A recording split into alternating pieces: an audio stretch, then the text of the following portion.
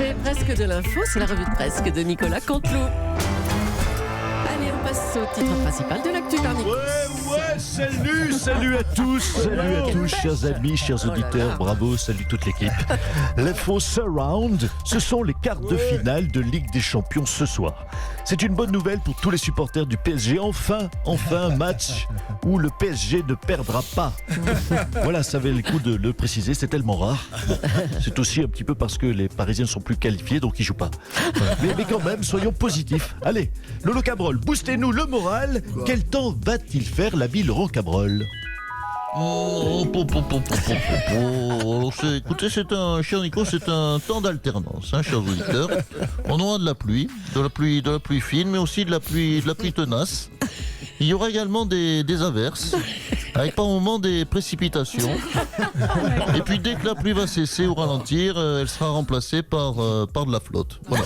Alors ça, c'est la météo du nord de la Loire. Par contre, au sud de la Loire, il pleuvra. Alors, je vais vous parler quand même, on a un petit peu de temps, je vais vous parler des nappes phréatiques, car je sais que ça passionne vraiment nos auditeurs, les nappes phréatiques. Il y en a des pleines, il y en a qui sont à sec. Voilà, donc quand elles sont pleines, c'est qu'elles sont remplies, quand elles sont à sec, c'est qu'il n'y a plus d'eau. Voilà, il fera moins 3 degrés ce week-end. Voilà, je vous souhaite la bonne journée. Oh putain. Oh putain. Super, merci Lolo. Vous nous avez bien boosté la journée, Lolo. Bon, on va passer une journée, donc je résume, sous la pluie. Puis comme le PSG est éliminé, on va enchaîner avec un grand débat sur CNews et Europe 1 avec, entre autres, Nicolas Dupont-Aignan et François Asselineau. Voilà, il y a des journées, chers auditeurs, vaudrait mieux que ce soit des nuits. À toi de Joulaï. Oh, c'est poétique, c'est joli ça. Je sais être philosophe, mais aussi poète. À mes heures. À demain, Nikos.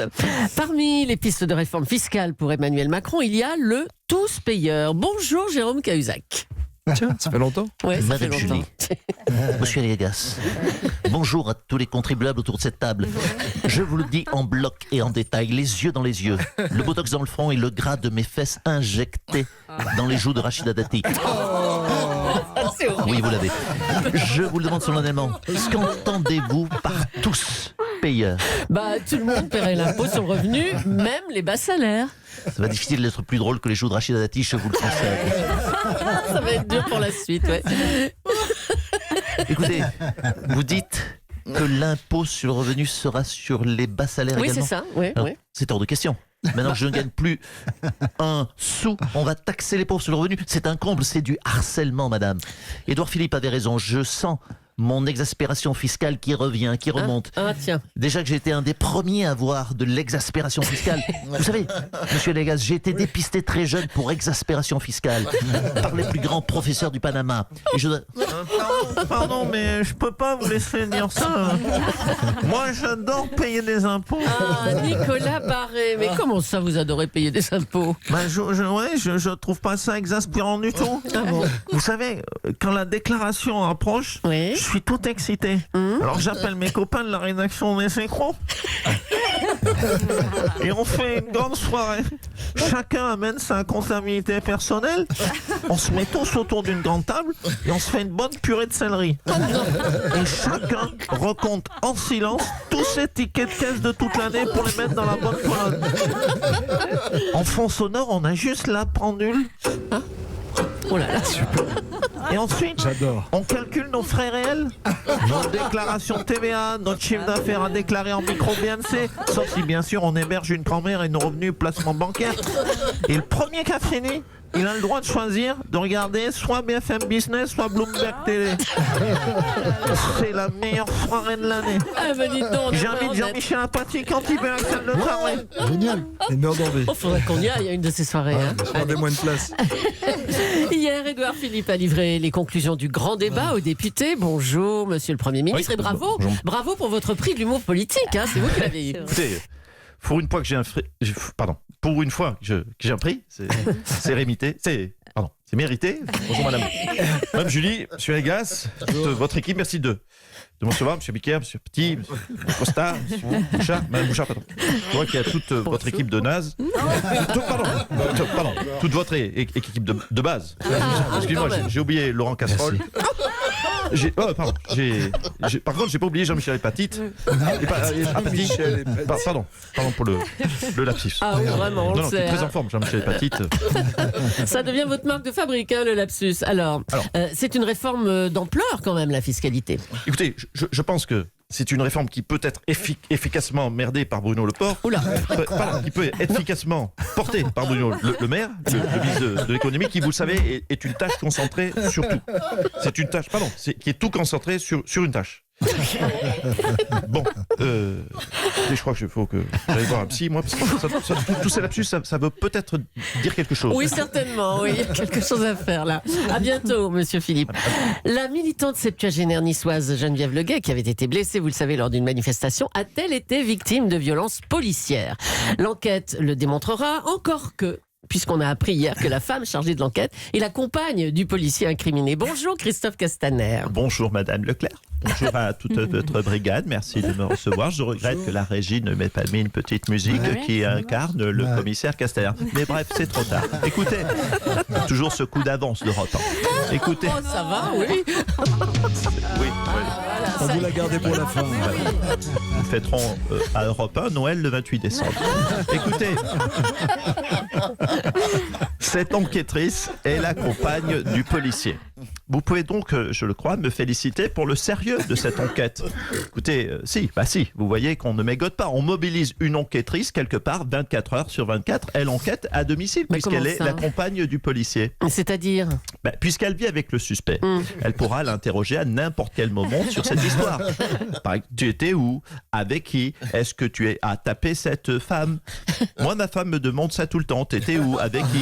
Est-ce que tu t'es tapé cette femme? Eh bien, au bout d'un moment, je vous assure qu'au bout d'un moment, on craque. Ah bah oui, ça y a de quoi. Mais enfin, c'est absurde. Et pour le policier qui a violenté un manifestant à Dijon, ça en est où cette histoire-là? Alors là, l'enquête est terminée. Elle a été donc confiée à juste titre à la mère du policier qui a dit « Mon roudoudou, je suis sûr qu'il n'a rien fait ». Nous n'avons pas de témoignage mettant en doute la parole de cette vertueuse citoyenne. Donc, nous avons déclaré roudoudou innocent. Vous voyez qu'on ne lésine pas sur les moyens mis en place. Merci, monsieur Castaner. Je vous en prie.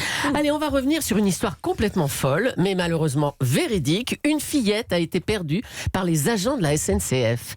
Le papa porte plainte, bien sûr. On est avec monsieur Régis, le représentant de la SNCF. Mais écoutez, monsieur Régis, c'est inadmissible cette histoire. Oh, doucement là, Leclerc. Minute papillon. Ça va bien l'agressivité à l'égard de la SNCF? Ça vous est jamais arrivé, vous, d'oublier un magazine ou un paquet de mouchoirs Oui. ou monsieur Lagasse, Ah oui, ou ça plutôt arrive. vous un paquet de chips, Oui. des chips dans un train. Des fois on se dit, tiens, j'avais des chips, moi. Où qui sont mes chips? Ben, elle est où la poche de chips?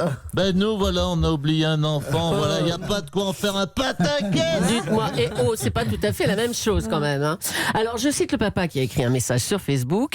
Tu veux récupérer ta fille de 4 ans en gare de Strasbourg auprès de la compagnie Junior SNCF et on te donne une valise. Ben, c'est un bon point pour la SNCF, ça. On n'a pas perdu la valise. On a juste égaré l'enfant. Mais on n'a pas perdu la valise. La valise, elle est arrivée, la valise. De quoi Attendez, qu'on se plaint? Je poursuis le C'est papa. arrivé, la valise. On l'a retrouvée, la valise. Donc, je poursuis le papa nous révèle. La valise, c'est pas sur RTL. Ça vous emmerde hein, quand je cite le nom. Ah bah oui, c'est Vous pas le aimez moment. pas Allez, ces 3 lettres on s'en là. fiche. On est fair play. La valise de quoi, monsieur Aliagas? De... La valise en carton en chaîne, Ah, Linda. Allez. Il y a des mots interdits. C'est la censure sur Europe. Mais sûrement, alors surtout, hein, ouais, Des surtout, mots à, interdits. surtout à 9h20. Interdits sont les Allez. mots. C'est Monsieur- censuré. Europe Monsieur 1. Régis. On n'a pas le droit de dire RTL sur Europe 1. Oh, le gros mot. Mais délire là, on peut plus Gros mots. enchaîner. On a dit des gros mots. Bon, c'est bon, vous êtes calmés là. Le Et papa c'est nous quoi révèle. je parle à Paty quand je dis RTL. Bon, allez, enchaîne, Laurent Gérard. Tellement c'était pas bien, il est Oula, ça va pas lui parti. plaire. Alors, le papa Il a nous rejoint Europe 1, voilà. Je retombe sur mes pattes comme je peux, sinon on est viré. Bon, le papa nous révèle qu'on lui a dit « Désolé monsieur, on a perdu votre fille. Elle est descendue du train entre Paris et la Lorraine. » Oh là là, Ouais, on est mais on con. a dit désolé, donc encore un bon point pour nous. On s'est excusé, on a été fair play.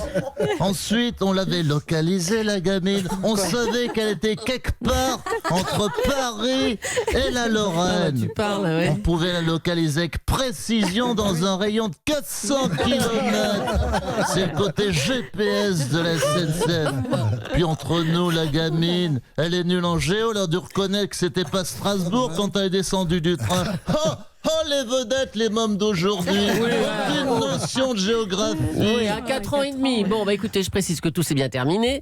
Les agents l'ont mise dans un autre train et elle a retrouvé son papa 45 minutes plus tard. 45 minutes plus tard, Bah ben ouais. alors, c'est un de nos plus courts retards d'appuiement sur la SNCF. Comme vous, votre journal qui va passer à 9h45. C'est qui les champions? Oh, oui, bah ça, les champions,